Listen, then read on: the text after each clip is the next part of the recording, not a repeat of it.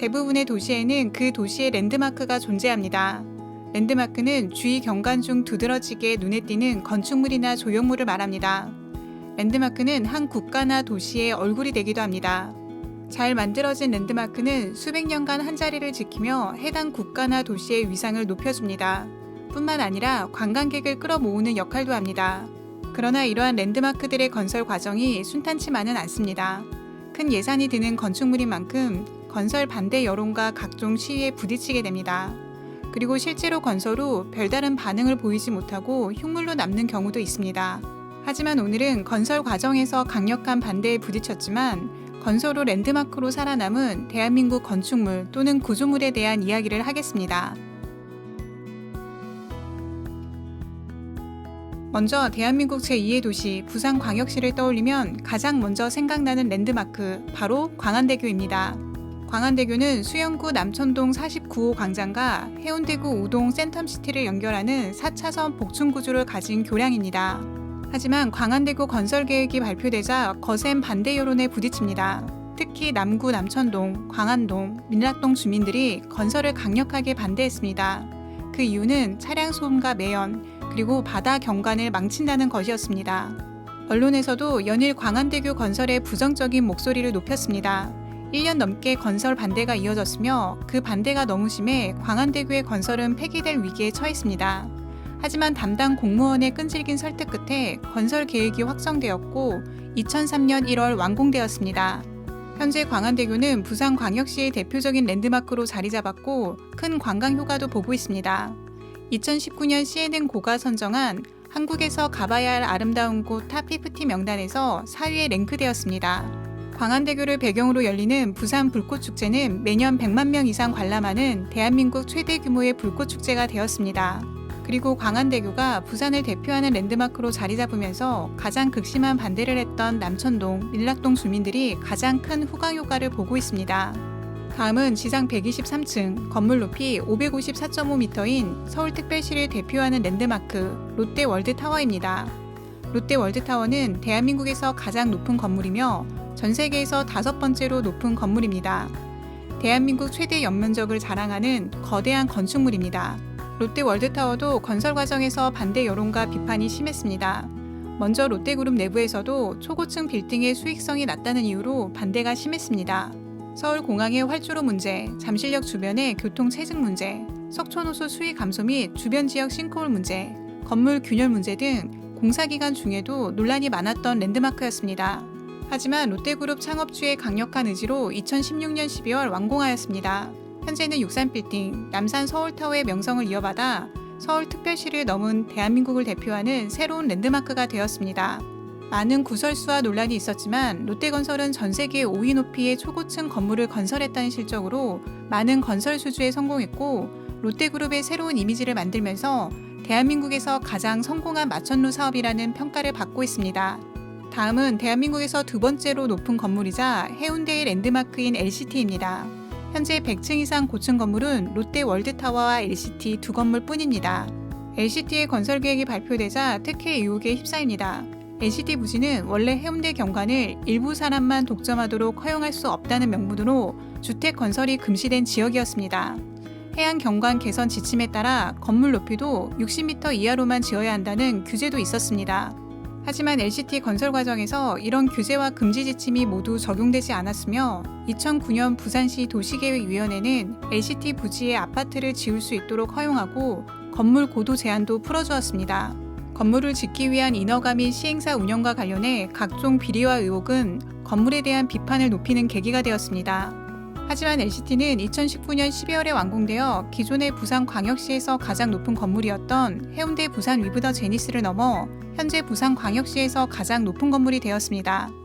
주상복합 아파트와 5성급 호텔, 레지던스 호텔, 100층 전망대가 있습니다.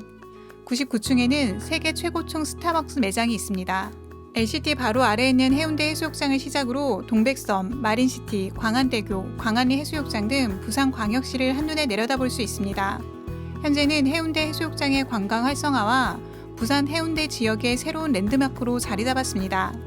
다음은 강원특별자치도 춘천시를 대표하는 랜드마크인 레고랜드입니다. 춘천 레고랜드는 아시아에서는 최대 규모이자 전 세계에서 두 번째로 큰 규모의 레고랜드입니다. 대한민국에서 처음으로 정식 개장한 글로벌 프랜차이즈 테마파크입니다. 레고랜드도 건설 과정에서 많은 반대에 부딪혔습니다. 가장 큰 문제는 유적지 훼손 논란입니다. 레고랜드를 조성한 중도는 과거부터 유물이나 유적이 발견된 곳이었는데 레고랜드 공사 과정에서 예상보다 훨씬 더 큰 규모의 유적이 발견되었기 때문입니다. 워낙 큰 규모의 유적지로 밝혀지면서 레고랜드의 건설 기간과 건설 비용이 갑자기 늘어났으며 레고랜드 건설이 취소될 위기까지 처하게 되었습니다. 오랜 진통 끝에 2022년 5월 5일 정식 개장되었고 현재까지 춘천시의 랜드마크로 잘 운영되고 있습니다. 아직까지 불공정 계약, 부족한 편의시설 등 크고 작은 문제점이 많지만 현재까지 200만 명이 넘는 관광객이 방문하는 랜드마크로 자리 잡았습니다. 다음은 흔히 국토의 대동맥, 한강의 기적이라고 불리는 대한민국 고도성장의 대표적인 상징물인 경부고속도로입니다. 경부고속도로는 국도의 대각선을 가로질러 부산광역시와 서울특별시를 연결하는 고속도로입니다. 단일 노선으로 총 연장이 가장 긴 고속도로이며 대한민국에서 일평균 교통량은 두 번째로 많은 도로입니다. 경부고속도로는 1967년 대통령 선거에 출마한 박정희 대통령이 고속도로 건설을 선거 공약으로 내세우면서 알려지게 되었습니다. 하지만 고속도로 건설에 경험이 없었던 정부는 재정적, 기술적 문제뿐만 아니라 반대 여론의 문제에 직면하였습니다. 지역 편중론, 자동차도 없는 나라에서 고속도로가 필요 없다는 등 심각한 반대 여론에 건설 자체가 폐기될 위기에 처했습니다. 하지만 해외 고속도로 경험이 있던 현대건설에서 330억 원으로 고속도로 건설을 추진하였고 1970년 7월 7일 완전 개통하였습니다. 수도권 구간은 고속도로 노선을 따라 신도시와 택지지구들이 빽빽하게 들어서 있습니다. 분당 신도시를 시작으로 판교, 수지, 죽전, 구성, 신갈, 광교, 영통, 동탄, 세교 등 거대한 신도시 벨트를 형성하고 있습니다. 경부고속도로 인근 도시인 수원시, 성남시, 용인시 인구가 각각 100만 명을 넘어섰거나 이에 육박하고 있으며 강남구, 서초구, 화성시, 오산시, 평택시, 안성시까지 포함하면 500만 명에 육박하는 인구가 경부고속도로 인근에 집중되어 있습니다. 참고로 판교 신도시의 개발도 반대 여론에 휩싸였습니다. 이유는 서울에서 너무 가까운 위치에 신도시가 건설되면 서울의 배드타운이 될 것이고 간선도로가 매우 복잡해질 것이라는 이유였습니다. 현재 판교 신도시는 대한민국 신도시 역사상 가장 성공한 신도시로 평가받고 있는 도시입니다. 파크원, 트리마제, 타워팰리스 등 서울시 고층 건물들은 여지없이 반대 여론과 비판에 휩싸였습니다. 경관 훼손과 위화감 조성, 일조권 침해, 특혜 논란 등 다양한 이유로 건설을 반대하였습니다. 특히 성수 1지역 주택조합을 재개발한 성수동 트리마제는 알박기, 분양가 상한제 등 과도한 기대감으로 늘어난 금융비용을 감당하지 못해 시행사가 부도나는 일이 발생하였습니다. 그 과정에서 지주택 조합원들은 사업 부지를 잃게 되고 새로운 프로젝트로 진행되면서 지역주택조합의 대표적인 실패 사례로 남게 되었습니다. 마지막으로 현재 계획 중인 랜드마크들을 한번 살펴보겠습니다.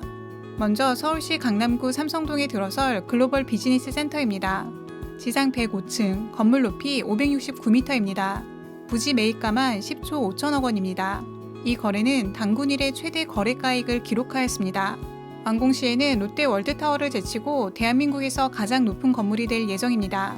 하지만 높은 공사비의 부담으로 50층 규모의 3개 건물로 설계를 변경할 가능성도 있다고 합니다. 인천 송도 국제도시 6809에는 지상 151층 613m의 인천타워를 건설할 예정이었습니다.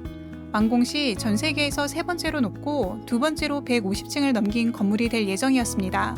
하지만 2008년 금융위기로 수요 문제가 발생하면서 2015년 공식적으로 건설 자체가 무산되었습니다. 그러나 현재도 송도 국제도시 주민들은 인천타워의 재추진을 지속적으로 요구하고 있습니다.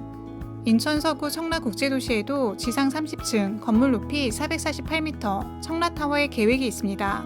총 공사비는 약 5,300억 원으로 2027년 완공을 목표로 착공을 한 상태입니다. 청라타워는 완공 시 국내 타워 중 가장 높고 세계에서 6번째로 높은 전방 타워가 됩니다.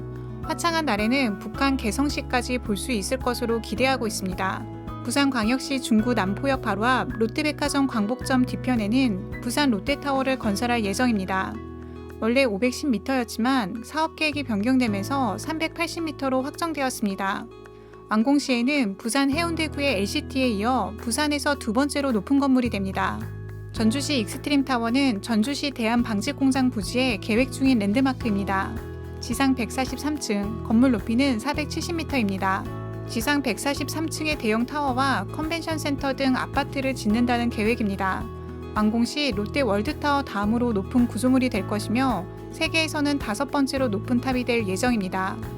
오늘은 대한민국 도시를 대표하는 랜드마크에 대한 내용을 알아보았습니다. 랜드마크는 과거부터 웅장하고 규모가 크며 거대한 건축물이라는 특징이 있습니다. 현대에 들어서는 높은 건물을 짓는 것이 세계적인 랜드마크의 특징입니다. 높은 건축물에는 인구 밀집 문제, 교통 문제 등 다양한 문제가 발생합니다. 또한 재정적 부담이 매우 커서 피해를 보는 사례도 많습니다. 중국의 만리장성이나 이집트 피라미드, 인도의 타지마할처럼 건설만으로도 국민들의 삶을 피폐하게 만드는 공사도 있었습니다. 하지만 광안대교와 경부고속도로와 같은 삶에 큰 편리함을 주는 랜드마크도 있습니다. 잘 만든 랜드마크로 도시의 이미지와 브랜드가 생겨나듯 대한민국의 수준 높은 랜드마크가 많이 건설되길 바라봅니다. 이상 도시의 과거, 현재, 미래를 이야기하는 도시연구소였습니다. 만족하셨다면 좋아요와 구독 부탁드립니다. 다음 도시에서 다시 인사드리겠습니다. 시청해주셔서 감사합니다.